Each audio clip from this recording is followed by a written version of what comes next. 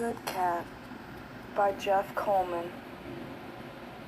Chester is a good cat, or so his humans say whenever they scratch behind his ears or run their fingers through his soft ebony fur. Chester does not dispute the honorific. He keeps the basement free of rats. He suffers the destructive affections of their 2 young children.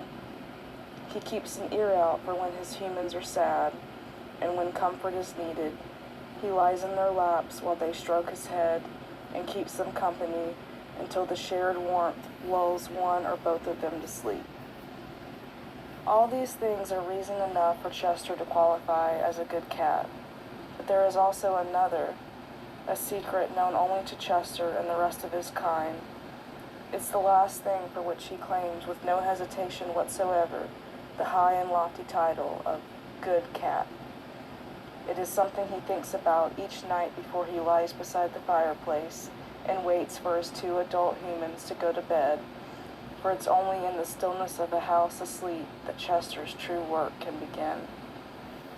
Tonight is Christmas Eve, and tonight, more than any other night, he must be vigilant, for this is when the shadows come out. Not the ordinary shadows that are just the absence of light, but the true shadows, and corporeal creatures who are incapable of love and who therefore seek to destroy the love they find in others. Right now, the children are asleep, along with their parents, who earlier placed gifts beneath the decorated tree. The house is dark and quiet, and Chester, its only conscious inhabitant, marches from one room to the next on soft and silent paws, keeping his lambent green eyes fixed on the darkness ahead. He tours the living room, the kitchen, the hallway, the bedrooms, and when his tour is complete, he doubles back and starts again. Tonight, Chester's true master will take to the skies to deliver his ultimate gift to the world, and Chester, along with his feline brothers and sisters, will watch over the humans' houses, alleys, and streets in order to keep him safe. It is an ancient mandate, one that's been passed down for generations. Tonight, Chester will do his duty, and in so doing, secure for himself a place of honor in the life to come. Now, for the 3rd time, Chester's eyes sweep across the living room walls. He sees the 2 filled stockings hung above a dwindling fire, and he imagines the holiday rush that will follow the rising of the sun. The children, doped up on candy and Christmas spirit, will no doubt pester him for hours.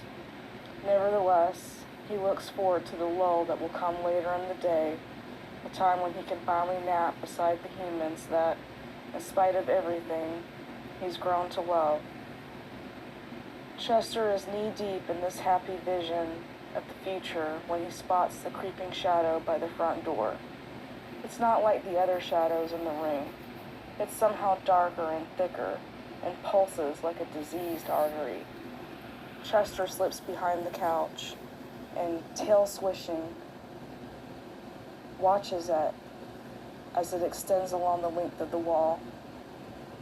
Keen and intelligent, it avoids the light where it's more likely to be spotted, instead favoring the ordinary shadows that give it cover. A human would never spot it, but Chester's vision extends beyond the visible spectrum of light. To his otherworldly eyes, the malignant entity blazes like a torch. Chester watches it settle by the fireplace, where it will await the arrival of his master, and only after it's nestled into a corner does Chester advance. Like his ancestors who stalked the primordial forces of old, he closes in for the kill. He creeps closer, closer. The shadow doesn't seem him coming. They never do. And by the time it realizes it should be afraid, it's too late. Chester sinks his fangs into this shadow's heart, and it nearly is thrown across the room. Biting into it is like biting into a live wire. Every muscle in his body contracts at once as the shadows in his mouth emits a piercing silent scream.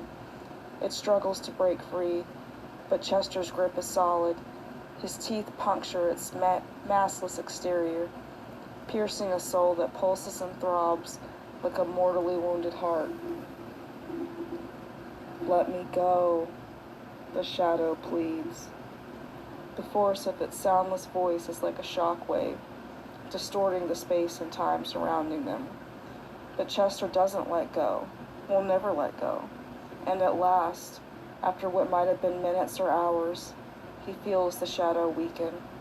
Its voice drops almost to a whisper, and the current of energy that almost threw Chester across the room slows to a mere trickle. Like a twig, Chester closes his mouth around it, snapping the shadow in two.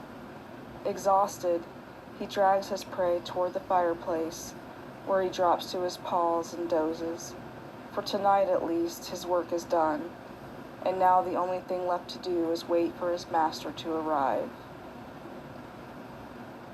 When St. Nicholas, his current name, though before the Christians proclaimed him a saint he was known by many others, slides down the chimney, donning ancient robes and carrying a sack not filled with presents, but with a single gift that he will share with the entire world, Chester is ready.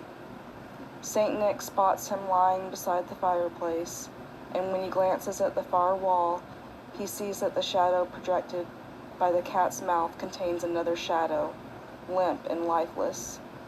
St. Nick kneels before him like a supplicant for a king and scratches behind Chester's ears. "Good cat." Chester purrs, smashing his head into St. Nick's face, and in response the ageless man buries his hand deeper into the cat's ebony fur. "Good cat," he says again, and after opening his sack, after reaching inside and sowing the seeds of a celestial love that will abide and grow in Chester's human family until the next following Christmas, he climbs the chimney once more, disappearing into the dark and dangerous night outside. Chester curls into a ball beside the glowing embers of last night's fire, and with his lambent green eyes beholds St. Nicholas's gift, suspended in the air like motes of shining stardust. He lets the love it carries permeate his feline body, and once content, he closes his eyes and falls asleep, dreaming of endless ear scratches and naps beside the human family he protects.